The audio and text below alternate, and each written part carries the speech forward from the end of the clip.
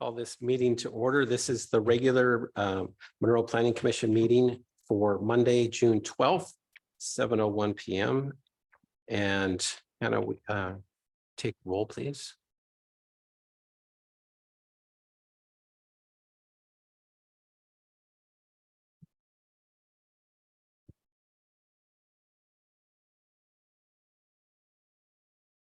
Want me to grab you? Oh, there we go. I'd love to take roll. Commissioners present in establishing a quorum. We have Commissioners Blair, Bull, Dawkins, Lewis, Lockhart, Nugent, and Walker. That's all of us. Thank you all for joining us. Appreciate it. This time, set aside public comment. If we have anyone in Zoom room with a hand raised, 3 minutes are set aside for any public comments. No? All right. Thank you. Next up, I'd like to get the minutes approved if there's no edits or comments.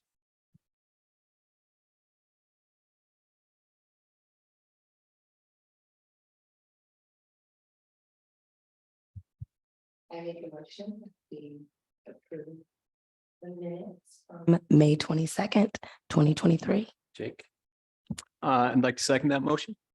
thanks very much. Oh, you got to edit, Melanie? Sorry. Yes, in the minutes, a couple paragraphs down. I think, let me pull my screen up. Sorry, I've got it on the back. It's to open the public hearing. It says Melanie Ryan moved to open. That would be me, not Melanie Ryan. So I think that's the only place there's the typo. But yeah, just that one edit. Nice catch. Thank you, Melanie. I'll go ahead and apply that edit. All in favor of approving the minutes with the edits, please say aye. Aye. Opposed? Motion passes. Okay. We have a new business item and Kate is going to present it. It's the 2024-2044 Comprehensive Plan Update, Equity and Inclusion in Planning. Do I have to? Oh, awesome. Thank you. Thank you. So this evening, I'm basically introducing you to another topic. Planners in general have tried a lot more recently to be more inclusive, to include the whole community in planning, but the state and regional PSRC are actually making it mandatory that we're doing a better job reaching out to those who have either been marginalized or have not historically participated in the planning process. And so what I'm bringing to you this evening is kind of an overview of what it includes, why we're doing it, the background information that's already been completed by our consulting firm, MIG. And then I'd like to have a conversation on definitions, which you got to play with last year, but this is very specific because there aren't really standard definitions specifically for equity, is one of the ones that I'd like to cover this evening. So with that, I want to walk you through the very first thing that's in your packet is Imagine Monroe, which you're all very familiar with now. I'm not going to go through that, but that is the umbrella for this round of comprehensive plan amendments. And so that's really what will be, as we're going through each chapter, we're wanting to make sure that we're consistent with our new vision statement. So the next item in the packet is the specific regulations. And so how I set it up for you are the first column are the amendments to the Growth Management Act, and that was done by the state. So I've given you the House bill number or the Senate bill. So if you ever want to go in, a great resource is I always Google Washington bills and it's the bill tracker. And you put in the number and it gives you all the different iterations before it was approved. And then if the governor signed it or if the governor vetoed it or vetoed a portion of it, you can read all that information. So the ones that are really specific for us, and the other thing I want to also just bring to your attention is that this affects every element of the comprehensive plan. It's not just housing, which you've heard Anita she gave you a presentation late last year. That's really a focus of the equity, but it touches every element of our comprehensive plan. And so the way I laid this out again is the first part are the amendments to the Growth Management Act. The second one are the policies that are included in that multi-county planning document, which is the Puget Sound Regional Council's Vision 2050. And then finally included in this are the Snohomish County-wide planning policies. Because again, GMA, PSRC, Snohomish County, and then us. And then below the comp plan again is our zoning regulations. So the land use, there was one change at the state, and that was House Bill 1181. And it's talking about environmental justice. And that actually comes from the Civil Rights Act. And it really does look at inclusion. It doesn't really have environment. It's really looking at people. And it's also looking at health disparities. I wish I could remember the gentleman's name. There was he was an elected official down for the city of Tacoma, and he used to say, this is like decades, at least a decade ago, and he would say your zip code should not determine the length of your life. And this is kind of getting at that. Everybody should have the same access to a healthy life. So I didn't find any specific regulations in the Puget Sound Regional Council's Vision 2050. That does not mean they're not there. I just did not find, they didn't jump out at me. And then there's a handful in the Snohomish County-wide planning policies, just listed them out for you. Again, the really big one is the housing category. And again, I'm not going to go over this because Anita really covered it, but it's that House Bill 1220. That is the one that's now requiring us to not only plan for, but we have to accommodate. That was the language change in the Growth Management Act for affordable housing, and it's by the different income levels. This is repeated in Vision 2050 as well as Snohomish County-wide planning policies.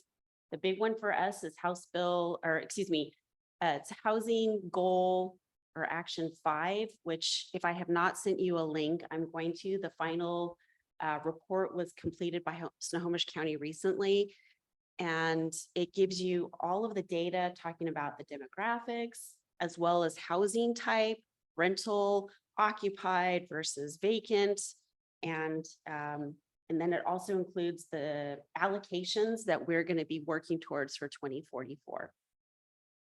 The next section is talking about capital facilities. So that's your water, sewer. What else do we include in there? I think in there's actually also education potentially, but again, the city of Monroe doesn't do education plans. That's done by each school district. Climate change is the next really big change for the Growth Management Act.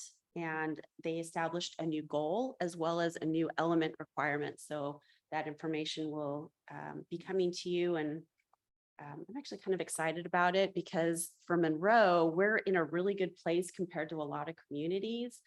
The biggest one that a lot of jurisdictions are going to be dealing with are their wastewater treatment plants, because a lot of them are in the floodplain. Monroe's, for the most part, is outside. And I think we've shared before, we're very lucky that most of our shoreline is lined by parks. It's not private or public lands that we need to worry about. So Monroe has already done some great planning. We're ahead of the curve. Next, the next big component is the public participation. We've talked about that several times, and you all have given me some great recommendations to ensure we're reaching out to all of our residents and business owners. Parks and Recreation, that was really in the Vision 2050, economic development. Again, there might be more policies in Vision 2050, but the things that were popping out to me were in the countywide planning policies. And then that's also true for the transportation element. So I'm happy to answer any questions that you might have on this piece. Not one. All right, so next I wanted to give you the actual included in your packet is the information that Meg had prepared for us. This is, I believe, on the website, the Monroe2040.com website, which we've presented to you before, but this is their assessment. And they went through each goal and policy statement for the city and started to figure out well, how do these goals and policies help us get to being inclusive? How are we being, what is trying to right the wrongs of the past is it's not the right term, but we're trying to be more thoughtful in our planning for the entire community. And so I don't know if you had an opportunity to read it, but on the first page of the first document, which is the vertical one, the key findings beginning at the end of the page. And some of the things that they brought to our attention is that we actually need to not only have goals and policies, but measurements. Are we actually achieving these goals? So this is some of the work that we'll be doing. They also wanted us to be more clear in direction. And when I go through some of the policies in the next document, I'll explain where that comes into play. And then I thought it was kind of interesting. Their fourth bullet is we need to be better about defining what some of these terms mean, just because what I think that word means, compatibility, that might not be the same meaning that you all have for it. And then on the next page, I just kind of want to bring to your attention the methodology. Sue Gardner was the one who put this together, but the key at the bottom, green is good, yellow is cautionary, red is something that we need to look at. And so that's used throughout the document. I'm not going to go through all of the vision and goals specifically, unless you have a specific question. The piece that I did want to kind of bring to your attention is on the next document, and that's the matrices. Are there any questions before I keep going? So reading it, I was perplexed, and I had to actually talk to the consultants earlier today, because if you go down on the very first one, goal number 1, establish and maintain a safe, secure environment in Monroe for residents, businesses, and visitors. The fourth policy down, design streets with scaled lighting along sidewalks and median strips. And to me, I'm like, well, how is that not helping us get to, an equitable or safe environment for all? And what Alex had explained to me is that the goal is a good goal, but there might be actual unintended consequences. So when you start improving streets, that can raise property values, and that could make an area more desirable than it was, which could raise rents and housing, and then it could transition. Hadn't thought about that. And so the reason I'm bringing this to your attention is there's a bunch of those in this document. I was like, well, we're trying to do good here.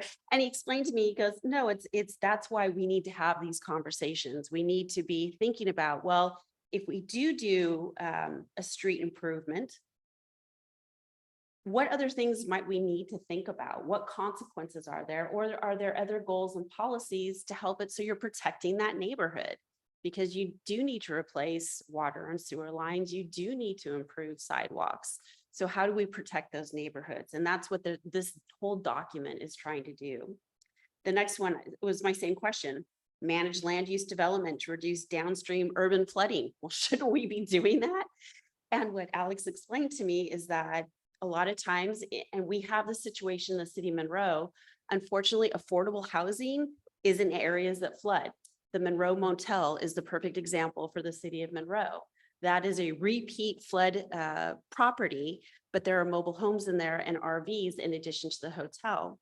When I worked here back in the early 2000s, we were hoping to purchase that land. But if we did that, we're displacing people that have affordable housing. And so it's just bringing to light that in the big picture, we are trying to do good, but there could be unintended consequences. And we just have to be thoughtful of how do we proceed. There's a couple more in here that are very similar to that. There was another one, I can't remember which section it is, but it was talking about historic preservation. And the question was asked, well, whose historic preservation are you talking about? Are you talking about just from European settlement, or are you talking about the indigenous people? Our plan is kind of silent until you get to when the settlers started moving in. So do we need to be more inclusive about that? Do we need to address that? And so those are some of the things that we'll be bringing to you over the next year and a half. And so really just trying to bring this to your attention, let you ask questions if you have concerns. And then the final piece that's in your packet this evening are a bunch of maps. The first several were produced by MIG, and these are all online. Any questions before I continue? No, okay. And I actually went back to the 1994 comprehensive plan because I'm like, well, I've seen in other documents where they're comparing and contrasting. This is the makeup, the demographics of the community in the early 1990s. What is it today? And then for most of the Puget Sound region, what you're finding is communities are becoming more diverse, and Monroe is no different. But at the same time, our community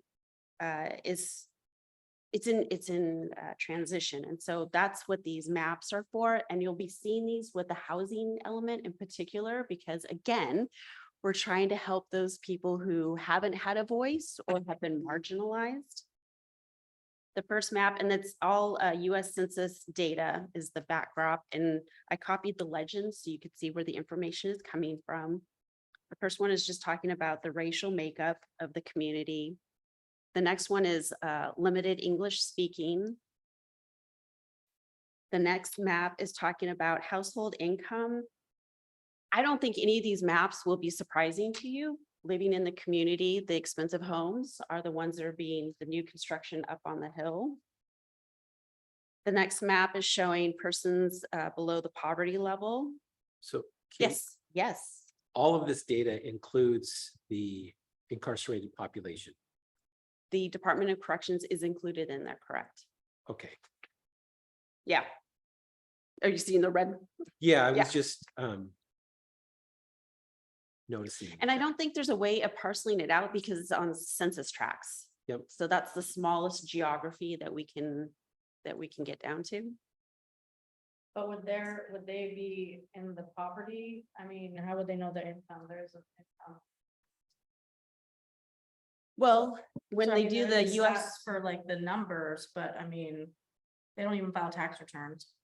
but don't they have to do the census once every 10 years? Because that's the basis for this data. But you randomly get selected if you're gonna do the census, right? So. I don't know. Everybody gets But- included in the census, yeah. But see, what it's telling you is that Yeah. persons below the poverty level, so they're assigning some income.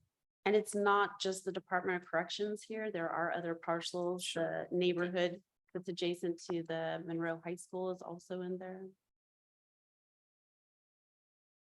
If you want though, I'm more than happy to do more research. So It 10, might be, it might matter if we think that that's like, what's skewing that area. The other thing about the Department of Corrections, the last time I have done an update is there was a desire by the leadership at the time to try to segregate the population, because that has an impact on how you're planning for the community. Not all those people will reside in Monroe once they finish their incarceration. And so does that population, which is I believe it's around 2,000 right now, is that correct? Yeah, maybe 2,500. And so that has an impact when you're planning for the community. And so I don't know if I can get the demographic information at that level, but I know I can tell you the population. And so when we were doing the population numbers, we tried to say, you know, as a community, we have to have this, but please be advised, the city does not have control over this particular population. Right. 10% of our demographic data is made up of that. That's why it would matter if it's That's included or not. crazy. Okay. I will go do some digging, because the other thing is I know the Puget Sound Regional Council has tons of, they collect data on everything. So they might be able to help us.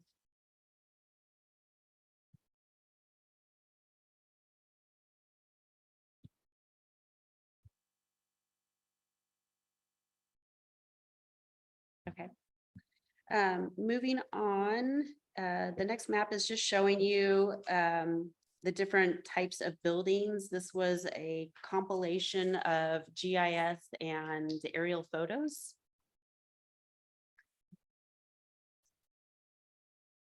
The next map tells you the average year or that home construction, which again, for anyone who's lived in the community for a while, you know, the heart of or the downtown core, late 50s. The Frylands area was really the 1990s. And then as you're moving up the hill, you're into the 2000 or the late 1990s into the 2000s. The next map, and these maps again are all on our website already. The next map shows you community transits, routes, and stops within the community. And then the next few maps I pulled together are on Puget Sound Regional Council's website. They have, oh my goodness, I should have written it down. They do a profile for every community within the King, Pierce, Snohomish, and Kitsap counties.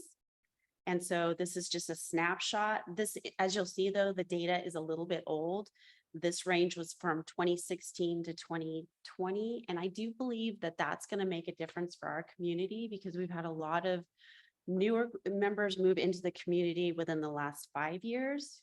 And they are a different makeup than the community before that. So but I thought you would find this information interesting. You've got the median age. This is still considered a younger community. It's not an aging community, which there are many more of those in Snohomish County. Again, there's another one on people of color and where they're concentrated within the city of Monroe. There's also information on disability, the concentration, and then the final map is the median household income.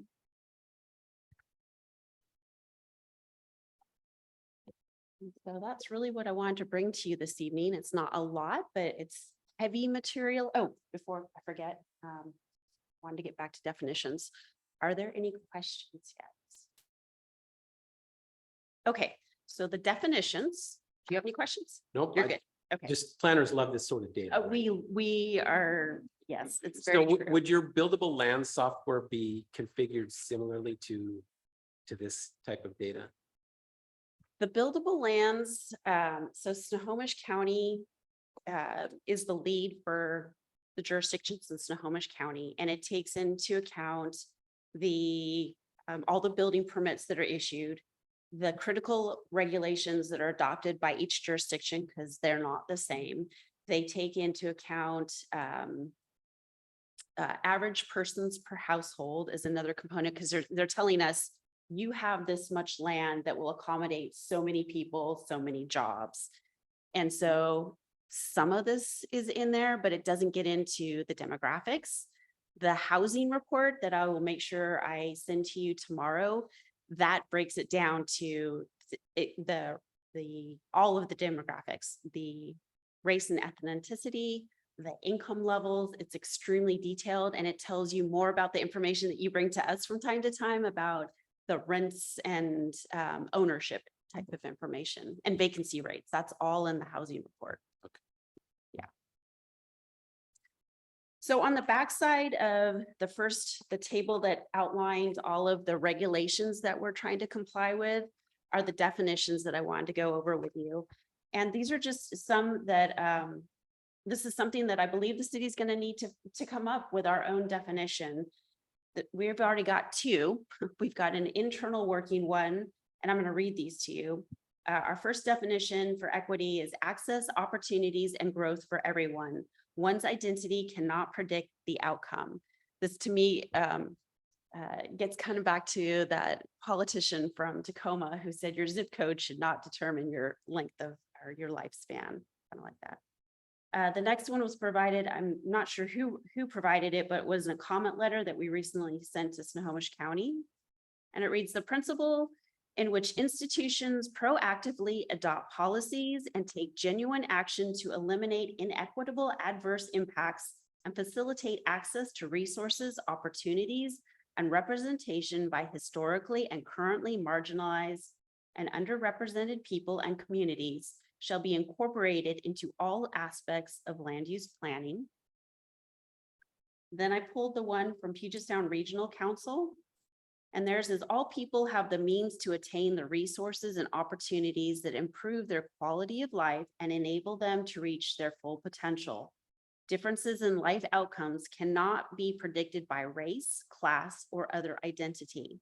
Communities of color, historically marginalized communities, and those affected by poverty are engaged in decision-making processes, planning, and policymaking. The next two are from a couple of cities. Redmond has it defined as the city provides all community members with equal and effective city services, resources, opportunities, and influence so that all people achieve their full potential and thrive. Equity is a purposeful and eager journey toward well-being as defined by those most negatively affected. And then finally, the city of Tacoma. Everyone has access to the opportunities necessary to satisfy their essential needs, advance their well-being, and achieve their full potential. So do any of those resonate with you? Is there a direction you'd like to see us go in? My favorite go ahead. one, B. And adding something about in C where it says that people are engaged in decision-making processes, planning and policymaking. So it does talk about that thoughtfulness shall be incorporated into all aspects, but that other part takes it, part D or C, I mean, takes it a whole nother step further.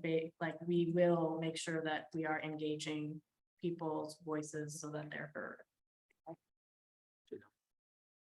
So for me, it's gonna be C.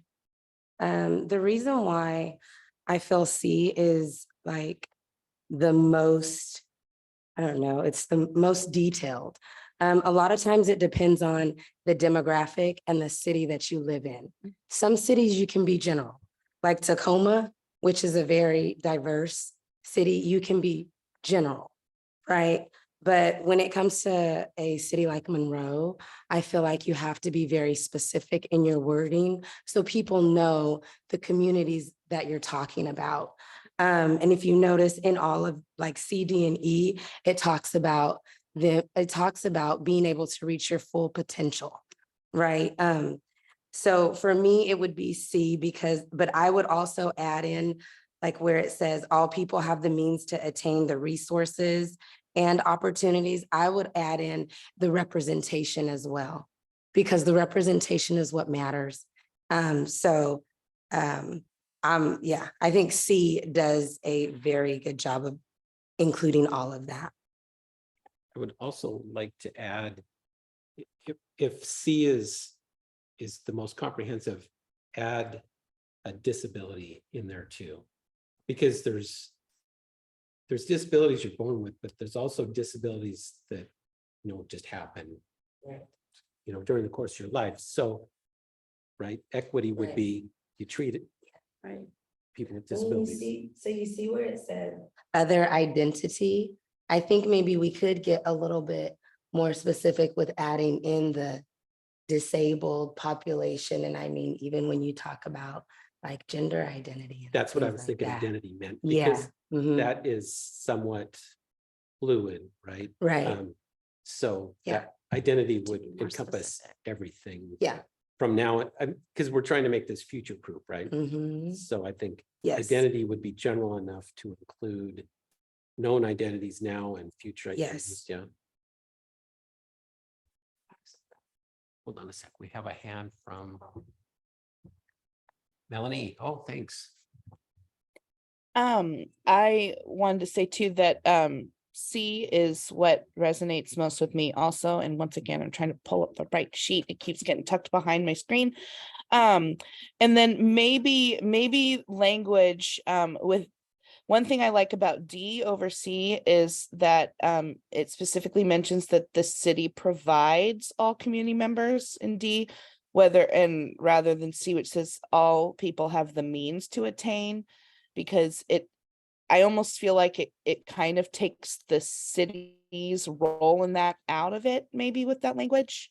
But I mean, I'm not completely opposed to the language almost as is with C. It was just kind of one little thought in reading that and how to maybe combine a couple of these to be exactly kind of what we want here in Monroe. That was gonna be my comment about some of those other ones too. It feels like it's putting the onus back onto people that to make their own opportunity. It's like, you have the means to do it, so do it. Instead of saying, Right. the city is ensuring that in our decisions, we are looking at it through a lens of all as many different types of viewpoints as we possibly could. Yep. And then that's why I like the marginalized also is helpful because the other one doesn't talk at all about income level, right? Other identity, do I identify as poor, right? So I have to identify as that for you to think of me. So the marginalized and underrepresented to me are important words. Yes.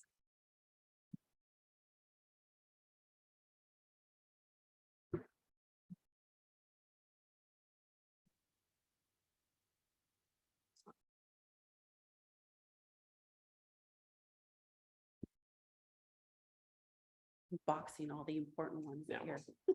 Tell me. Any other? Kelsey? do you- Comment, but I can't get to it, so. We have time. Okay. We have time. When you were reading them out loud, the Tacoma one seemed, like it was the most fluid, like the essential needs, I felt like was an important part of it, like Essentially. everyone can have their basic rights or basic needs, like which needs to be put in there, but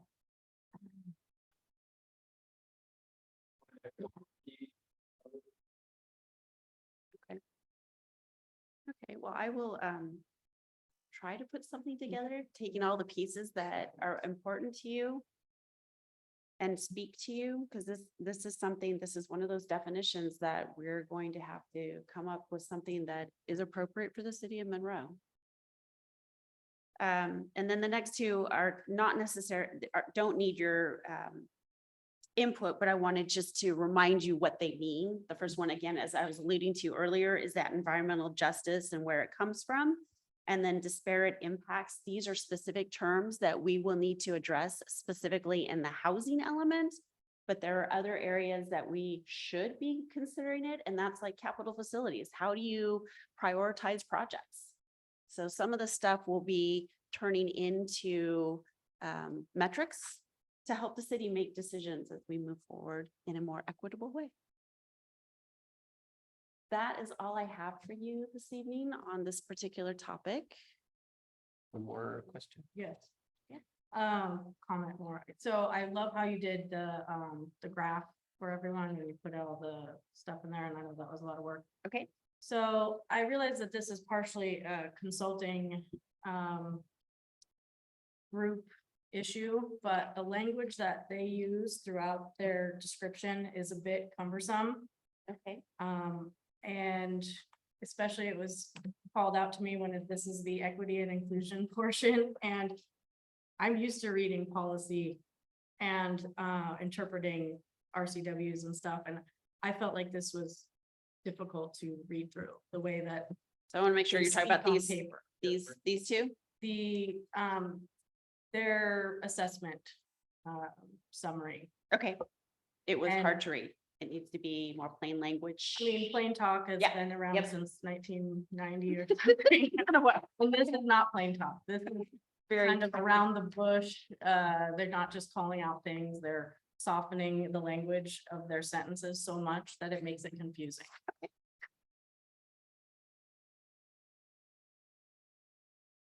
That's great feedback. Thank you. 'Cause I mean, at the end of the day, anybody should be able to pick up any of these documents and understand what they're reading. So Correct. that's And I great do not feedback. feel like that is, Very technical. yes. Hey, Liz, jump in. I was just gonna sorry to jump back to definitions, just Good. between the number one equity and number two environmental justice, I feel like the wording similar between race, class, and I feel like that should be similar. Because we're kind of talking about similar groups of people, types of people, similar I mean, because it's all about equity and inclusion. So that wording, I feel like should be similar when we're talking about the disabled, race, color. I mean, that just seems like that should flow similar. Does that make sense? I believe so. So the specific definition that's already been adopted by the federal government that is more specific about what these protected categories of people are, should be better defined in the equity definitions I included above. Is that correct? Yes. Okay, got it. Yeah. I just wanted to make sure that, like, when you bring it back, because I liked what everybody was saying about C, and then, like, yeah, I agreed with what everybody was saying. That's why I didn't jump in sooner. But then when we jumped down to number 2, it was like, yeah, and that should flow together. It's like, wait a minute, number 2 is great, but then the wording gets a little bit, yeah, anyways, thank you. Yeah, I agree. That's a good idea. Using some of the definitions of 3 and 2 for the areas that we're trying to get more fluid in the equity definition. That way we're keeping the wording more uniform, and it, Consistent. getting back to Commissioner Blair's point of, when you've got wording in one section that is way more complicated than it needs to be, we're working on definitions. Let's keep it all uniform and concise throughout the documents. That's going to make it easier for everybody. If I could piggyback off Liz and Brandy's comments too, I remember when we were going through all the definitions last year, we were talking about the principle of it's better to make it simpler and broader than to make it too specific. And the longer you get, the more specific and potentially exclusive you can get. So yeah, I love the principle that you guys are talking about. Kind of the shorter and more concise, I think the better it'll be, especially when it comes to accountability for us in drafting code or zones, where we can literally put it side by side and say yes or no, it doesn't meet the definition, not, well, it meets the third sentence definition, but so. But that does contradict Janelle's hope that we would make this specific to Monroe. Right. And I do want to say something.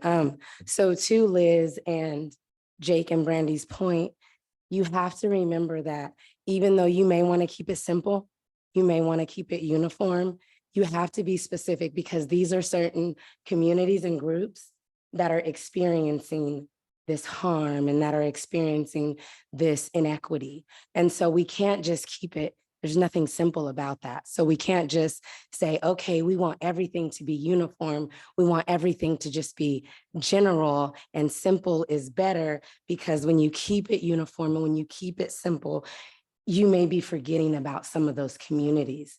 And I don't want my community to be forgotten about. So if I need you to be specific when you're saying race, color, income, disabled, because those are specific groups that are targeted for those certain, for what they are, for who they are, and so it's not anything to be simple or to be general, because it's really not simple.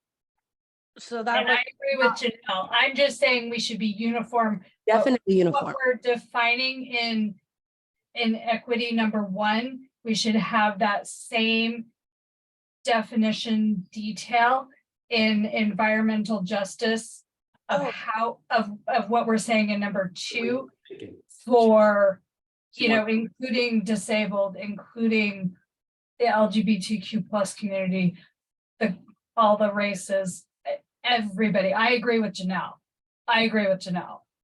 So Sorry if That's really helpful. So I did not explain this correctly. The definitions for environmental justice and disparate impacts, those are defined by the federal government. That is not up for us to make a decision on how we define it. I wanted to provide that for you because those terms are included in the document. what I'm really trying to get at from this group in particular is what is the appropriate definition for equity? So I'm sorry if that was confusing. So she's not saying we're trying to change 2 or 3. What she's saying is right here, it says involvement of all people regardless of race, color, national origin, or income with respect to the development of implementation. She's saying use some of that wording in our definition of equity. Oh, so I did get it right. And what I thought. Yeah, that's what and you said use- and originally. use some of the like unintentional discrimination, use some of those key words in our definition of equity. So Kate, Okay, I did yeah. have it right. And we're You not had the saying, floor. we're not saying make it you. simple and, you know, take out any of the key identifying things, just saying there's already some really good descriptive words in here. Okay. So we don't have to, you know, look all over the place. Just look already down in this document. There's some good But then description get- words that can be used to make ours be consistent also with the other, you know, Environmental Protection Agency and the Civil Rights Act. Okay. I understood it correctly the first time. I apologize. I was like getting mixed up here. So I got it. Thank you. We'll see if I get it correct when I bring it back to you for review and conversation.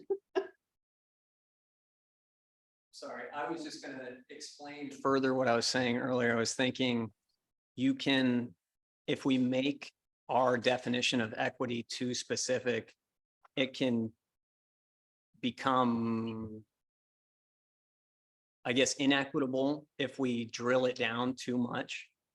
And being that it's supposed to be a definition that we weigh zoning decisions against, that's where I think you put the result to the test that you want to create. You know what I mean? You do that with the zoning and the actual policy, and the definition is what it's measured against. If that makes sense, it feels like that's where the objective is achieved.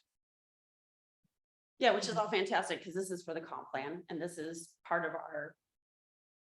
This is where we're setting the stage of when we start making policy decisions, not only policy decisions, but when you get to the regulatory, did we do it right? That's so it's kind of setting, it is the policy squishy stuff. Right. It's not your regulatory.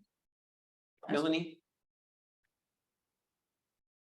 I do think we have room with that equity, because obviously there's definitions there that we don't really control. That's a federal definition. But I do think we have an opportunity with our equity definition to obviously to make the language more specifically for Monroe. And we wanted to cover the same things. And to Jake's point, I see what you're saying. You don't want to accidentally exclude somebody by having too specific of language. I think keeping that language that says, I have to get lower, or other identity. I think that's key at the end to make sure we're not accidentally excluding. I do think that it is important, in terms of accessibility. I'm actually surprised some of these definitions didn't specifically include disabilities, because I mean, with sidewalks and accessibility and connectivity and stuff, that seems to be a big piece of planning in most communities. And for the language to not be there, I do think that that's something we could add. And that doesn't mean we take out or other identity. It just means we've maybe explicitly named 1 or 2 additional things beyond the language that is set as examples here. Hopefully that all made sense. Comment. Right, for Monroe's, it would be all of these definitions and more, right? Like, so we're not saying just use the ones from environmental justice, use those, use all the other best words. Because one of mine that I really want in there is the marginalized and underrepresented people. Yeah, I Because like. it does take into account other things, because otherwise, if you're just using the other group, you're not, you know, age, for instance, we have an aging population. I know we don't have, that's not a huge amount of our group, but it's people we have to plan for because they're not finding housing that they need. And that could be fit under underrepresented or marginalized, can, you know, be a lot of different people too. So Kate, in your opinion, if our definition was 4 sentences instead of 3, because we're trying to be as inclusive as possible, Yeah, what harm would that do? I don't think there's any harm. I mean, Okay. we're creating. So we're not trying to get it down. We're not trying to make it as concise as possible. We're trying to make it right. Yes. Okay. Yeah. So I want to take this information and try to rework it because I think when I put it together, that will be a really good place to say, I got it, or here's where we need to continue modifying. And we'll know it's right if it doesn't get changed in the next Yeah. few years, right? Does it Jake, stand have the another test of comment? time? No, Okay. I do. Kelsey. This is reminding me of like the fair housing definitions, and I know that religion and creed is also in those. I don't know if we want to add that. And there's probably a couple others. I don't know, my 2 cents. I will do what I can. I can't wait for the edits. and one more thing to kind of explain where I was coming from, because Jay, you were talking about making it longer and longer. And the problem is Kelsey just identified a great group that we may have left out. If we, let's say we get it to 5 sentences, well, we might leave out one group over here on accident, which is our mistake, and it could come out in policy because we were too specific that we missed them. But we can footnote it. We can put a little A at the Well, end. This is not the be all end all of every group that needs the proper representation. Right, but that's why I'm saying, just like our kind of premise on the definitions that we got to, this language like that's used for environmental justice or the disparate impact or the, in my opinion, the Tacoma definition. I think in terms of accountability and effect of the policy and why we're using the term equity. I don't know. Let me take a stab at it and. Yeah, see what I I'd come love up a with, few 'cause drafts. That'd I be honestly perfect. think, yeah, I think I heard all of you, but if I can put it down, then we can have a more constructive conversation, because Right. I think I have the basis, but I really want to put it down for you, and then we'll come back to it. Probably not the next meeting, but in July. And I know we're gonna jump off of this, but I want to say one thing really quick. Because you mentioned City of Tacoma, we have to remember our demographics here versus the demographics in City of Tacoma. Tacoma can be general like that because their demographics are way different than Monroe's. So I just want, when you do go back to the drawing board, just remember that little piece. It has to be specific to Monroe because this is what Monroe needs, right? And Monroe's needs are way different than Tacoma's needs. So that's it. I'm done. I appreciate all the input. That's why I'm here. Okay, so that's it for this topic.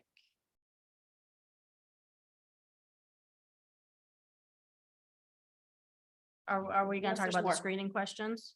What's that? You had said that you wanted to talk about the screening questions. Thank you. I'm losing my mind. He does her homework. Yeah. Are we, have you all had a chance to look at this? So this is the vertical document. And it's on the second page, talking about methodology. Page 29 on the electronic version. I had hoped to have a conversation on that. Are we ready though? And the other thing is, if we're not ready, I did find examples from other communities that I'm happy to bring back as some other examples that we could look at. Just on my initial feedback on these, I don't think they're quite right, these initial screening questions. They're hitting on some things that, yes, could there be unseen impacts to access, health and safety? And they want to put those 3 things because they call out earlier that we need to make sure we're being specific about, you know, if you just said, could there be unseen impacts, right? Then that's too vague. So, and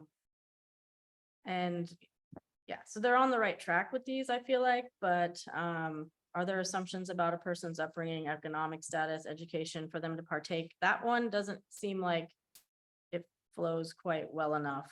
Yes, if we should be thinking about that first part, but then does it create a barrier for them to partake, be seen, heard? Yeah, I think we should get these defined a little bit better. If these are ones we're going to be trying to use for throughout, right? This is the kind of the goal, right? Is everything we're reviewing, we need to ask these 5 questions or make it 7 or whatever you had said, we could add a few more. These aren't going to be easy to answer the way that they're written, I don't feel Okay. like.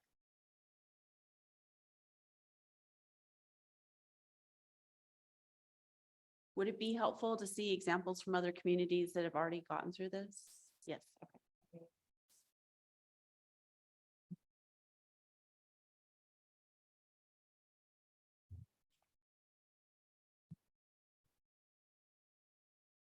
Are there any other comments on this or questions? All right, coming back to you at another meeting.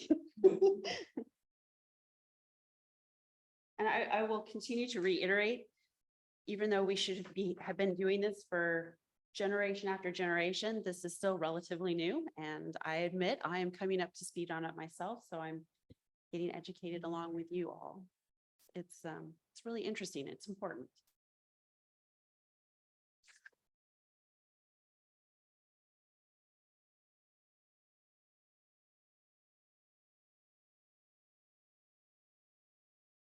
Back to you. Okay. So we'll start with our discussion by commissioners and staff. That's okay. Yeah. Start with Liz.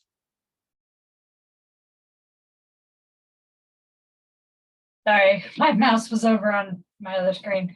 Nope, I don't really have much. The farmers markets have been awesome. If people haven't been going, but great presentations. So thank you. Lots of good information, and it's always a tough topic. I know it's a huge priority of the mayor to make sure this is being well thought out through all the groups within the city. So glad we're tackling it. So thank you. Thanks, Liz. Melanie. Yes, thank you for this presentation. All the information was wonderful, and it's a great launching step into doing more of this work. And then also, speaking of marginalized and underrepresented communities, I had the opportunity to attend Pride this weekend. I saw some of you there, and so it's good to see city staff and from different departments having booths and providing information to the public and showing up in these spaces. It's rewarding. I've been to all 3 of Monroe's events. This was the first year I was able to get my kids there. Year 1, it was hot and I was really pregnant. And then last year, the weather was just not great. And I think one of my kids was sick. So I didn't get kids there until this year, but they had a blast with the foam cannon that was there. They were also really cold after, but they toughed it out and enjoyed it. But just to see the joy on the faces, particularly of our youth in this community, to feel like they belong, to feel safe, to just feel like they can be themselves, and to see the community come together and people from outside the community coming to Monroe to celebrate the right to exist and to just have a party, basically, is what it feels like when you're there. It's just a lot of fun.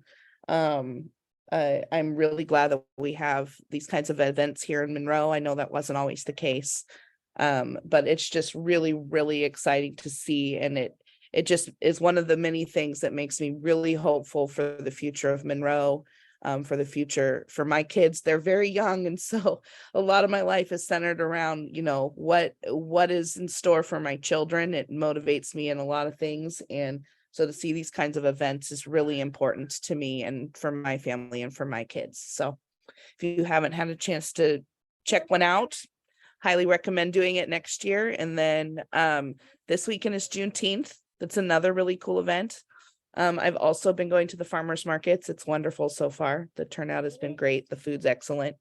It's been really hot both weeks there too. So that's been helpful. It's brought a lot of people out, but I'm just excited for this summer season and events, because it's just a lot of fun to see the community get together, be in these spaces together. And it's what makes me love Monroe. So that is all I have. Thank you. Janelle. Well, first, thank you, Kate, for your wonderful presentation. As always, really enjoyed reading over those definitions of equity.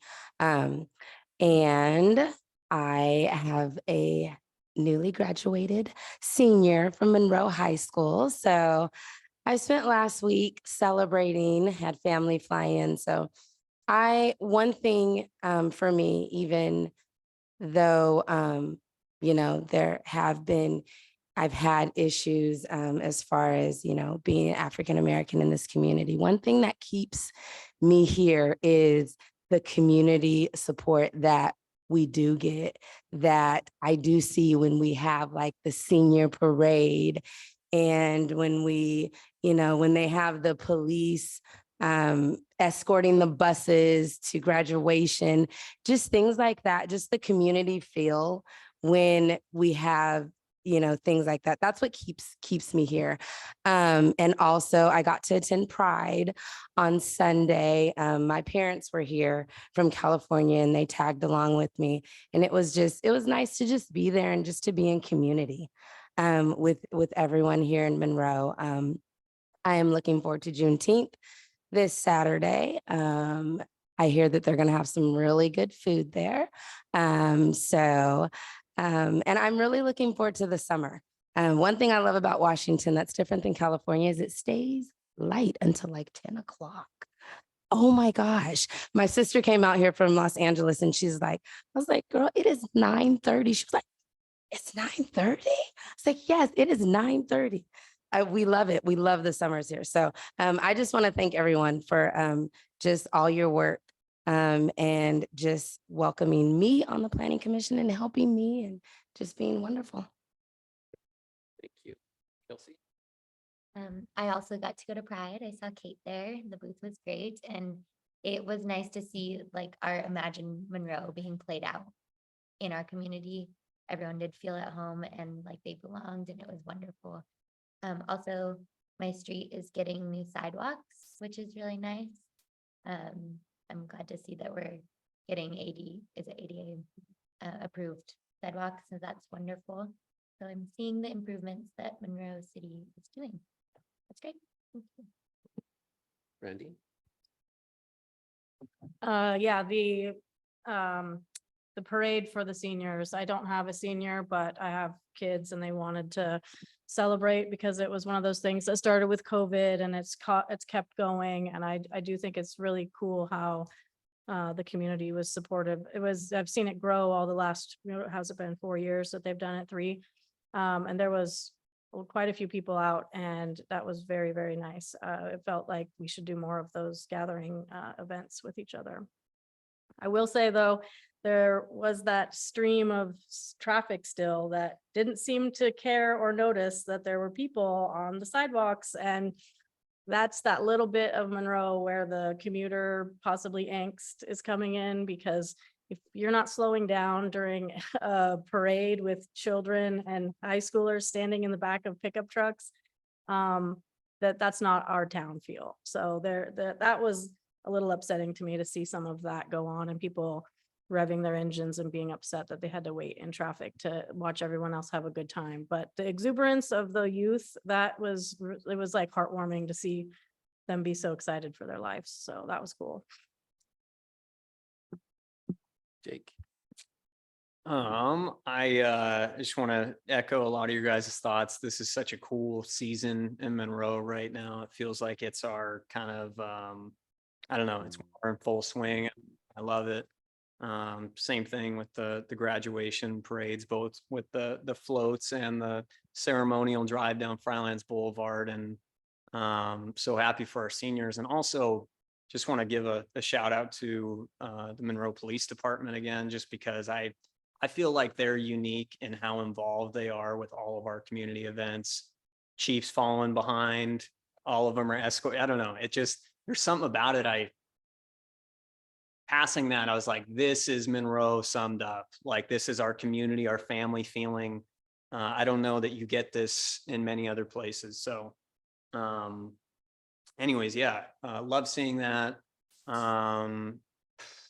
What else? Been to the farmers markets. They have been ridiculously hot, so I haven't been able to stay as long as I wanted. Yeah, Juneteenth coming up this weekend. My best friend is getting married, so I won't be able to make it, but I'm super excited for it. And yeah, that is all I have. Thanks, Jake. Yep. And I just wanted to say thank you to Kate. I appreciate your insightfulness and your deep base of knowledge.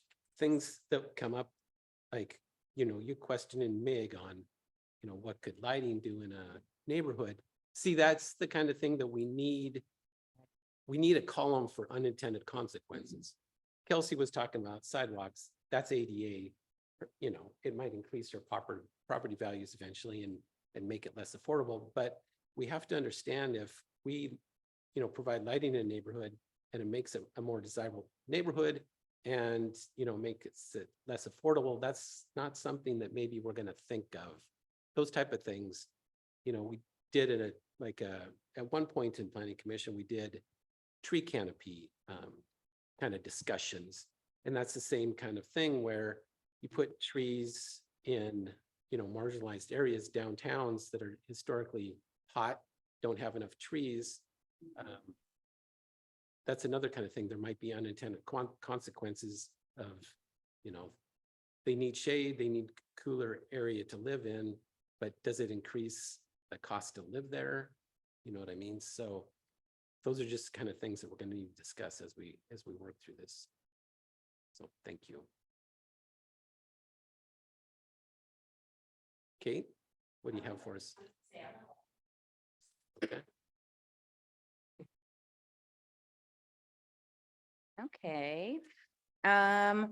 Just a couple of things, upcoming meeting reminders. Next Tuesday, that's the 20th at 7 o'clock is the joint planning commission and city council meeting. This is going to be going over the information that was gathered and what we learned from the open house and go over some of the survey results. Then our next regularly scheduled planning commission meeting was actually going to be a joint planning commission and CHSAB meeting. This is going to be discussing the outcomes from the middle housing grant work, and Anita will be presenting a draft middle housing code. So she should have some more information to you before that meeting. But yeah, otherwise, next Wednesday is the summer solstice. So it's going to be actually summer. That's all. I know that's when it starts getting shorter.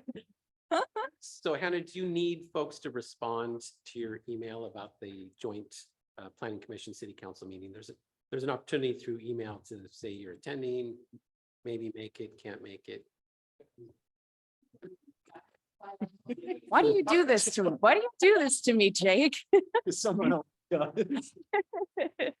Yeah, if you could let me know if you anticipate attending the planning commission council meeting. Either way, there's going to be, it's already been put out there that it's a joint meeting, so you don't have to worry about quorum stuff. Okay. On Monday is always the fun day. Okay, shh, shh, shh. The fun day. Melanie, you're not muted. There you go. Some updates for you. First off, I just wanted to give you an overview of where we've been. I can't remember, did I tell you all that we went up to the high school and got to do the Yeah, Monroe AP. 20? But Yeah. you told us there was senior skip day. That was and on Monday. Oh, that's right. So I saw you on Monday. So what kind of AP kids skip?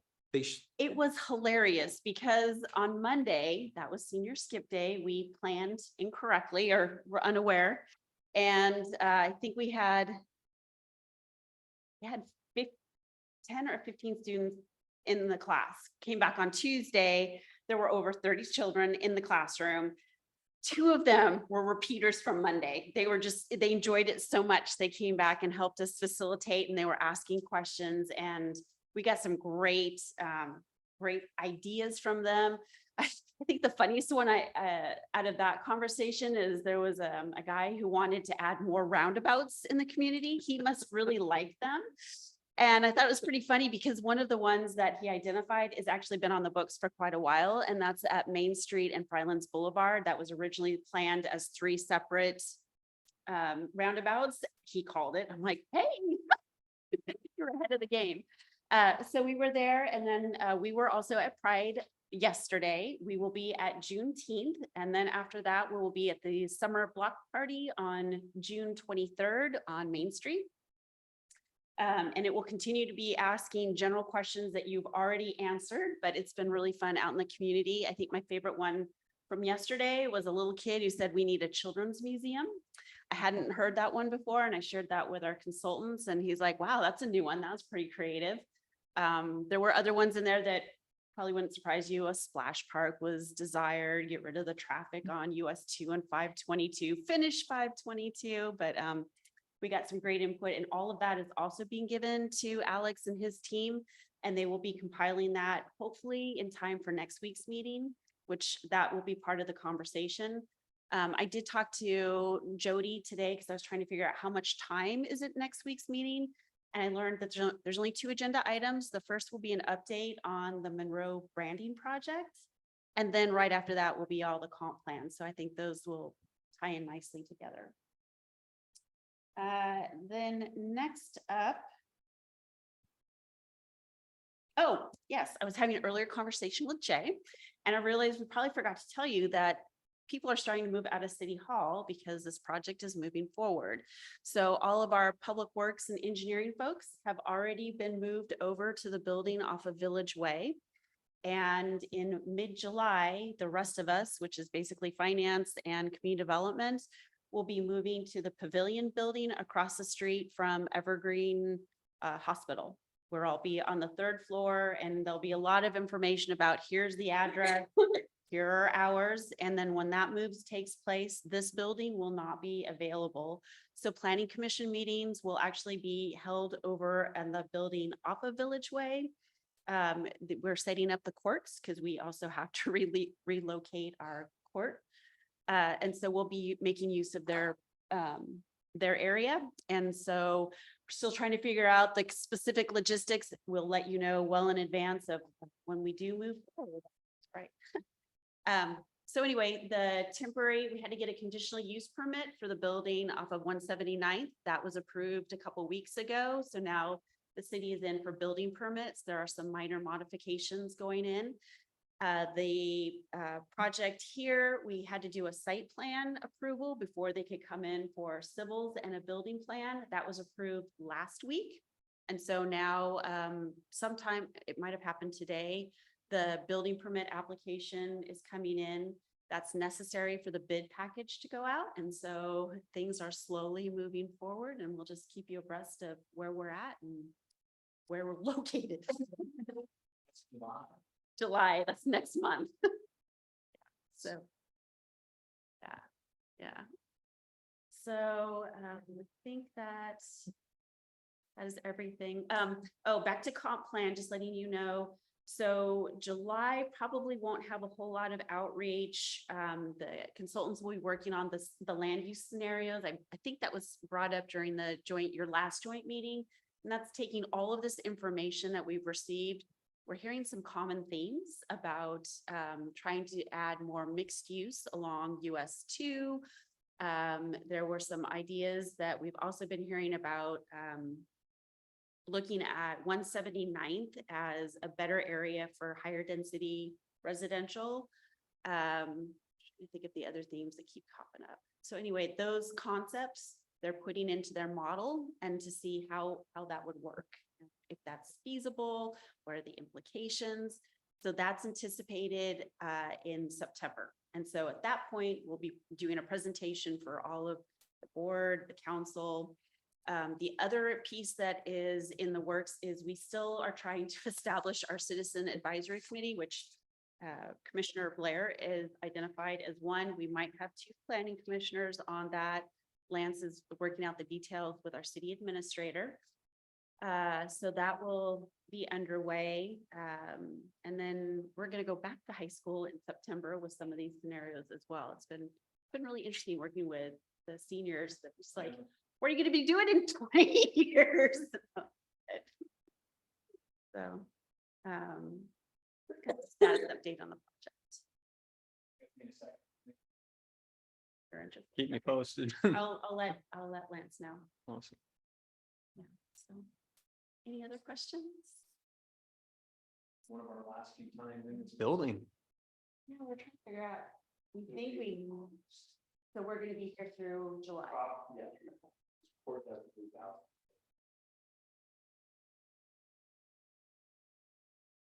So whenever the court moves, we'll move.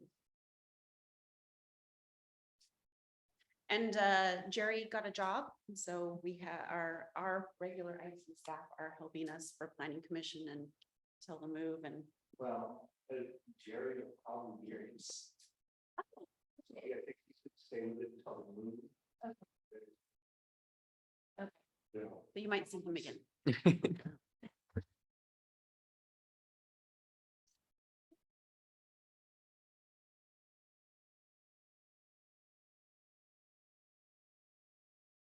Like to make a motion to adjourn? All in favor, please say aye. Aye. Hi. Motion passes. Fantastic. Thanks for the discussion. Yeah. Thank you. Appreciate it.